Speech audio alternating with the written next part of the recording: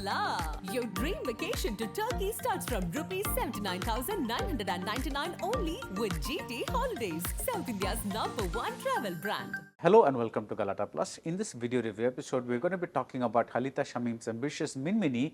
The film has a handful of good scenes, but the overall film isn't satisfying. Minmini opens in a boarding school in Ooty. A teacher walks into a classroom and sees a beautiful chalk drawing on the blackboard. She needs to get on with the class, but she doesn't have the heart to erase the drawing. Idu Azhika manasu varala, she says. So she asks a student to erase it. This is a trademark Halitha Shameem vignette, a little scene that reveals a little bit about not just this teacher character, but also about something larger. Sometimes you cannot bring yourself to destroy something beautiful, even if it's necessary to do that in order to move on. The USP of Minmini is that of Richard Linklater's Boyhood, that the director waited for a long time for these youngsters to grow up so that the same actors could play themselves 8 years older.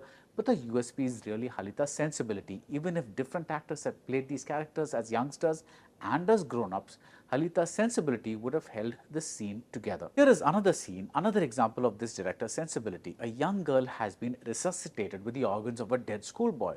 She knows who this boy is. She wants to do something in return. She wants to fulfill this boy's dreams, and so she tells her mother that she wants to join the school this boy was in. The wording of the mother's response is a little too Tamil cinema, but the essence is beautiful. She tells the girl that this is a very good thing, and she says, "But don't be sad, don't live with the guilt that the boy had to die in order for you to live.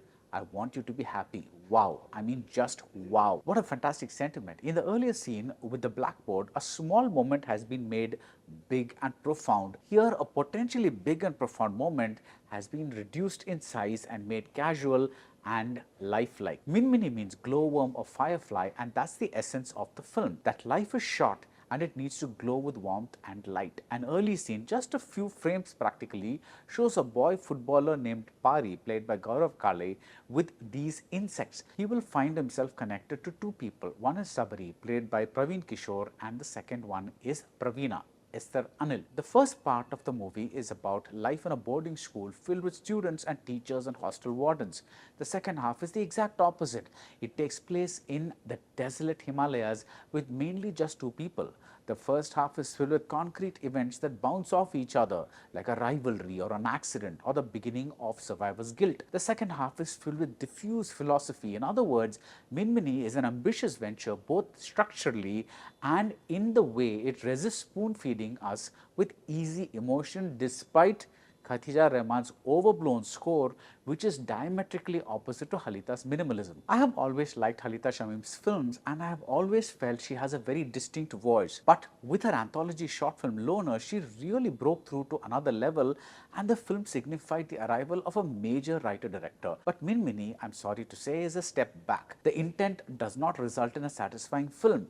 In Loners, which was also about two characters, like in this film's second half, Halitha took us into the very soul of these characters. The offhand dialogues, the philosophical exchanges, everything revealed something unexpected. Here, the two characters are very surface level, and the simplistic lecture-like philosophy simply underlines what we already know. There is no deeper layer. This is a blunt movie, barring a few scenes. The delicacy we associate with Halitha's work, that's missing. There are very obvious touches like the focus on these words inside a book. Every great friendship starts on a rival note. This is meant to alert us to the fact that two boys who are rivals are soon going to be friends. Yes, it's true that what we read can shape how we act in life and change our perception about people, but the staging of this part is too direct and too messagey, like the voiceovers in the second half. In theory, I like the idea of two people finding each other as they bike through the Himalayas. I like the idea of a screenplay being shaped like a travel vlog, with the road movie feel of meeting strangers and being shaped by them. But these bits are too disconnected, and the central conceit holding the two characters together, the core emotion, never comes across. The conflict points are set up in the first half. How will someone overcome survivor's guilt, and how will someone repay a major debt? And it is to Halitha's credit that the second half meanders like those mountain roads. Instead of focusing only on these conflicts, she is trying to give the characters closure through the course of a long journey. But some of the scenes are so cutesy, like the one where they talk about butterflies, or one set in an art gallery, that you wonder who wrote and directed them. The big dramatic reveal at the end involving a character from the past, it seems too sudden and too coincidental for this kind of screenplay. but I did like the closing image very much. It is about two hearts, literally and figuratively.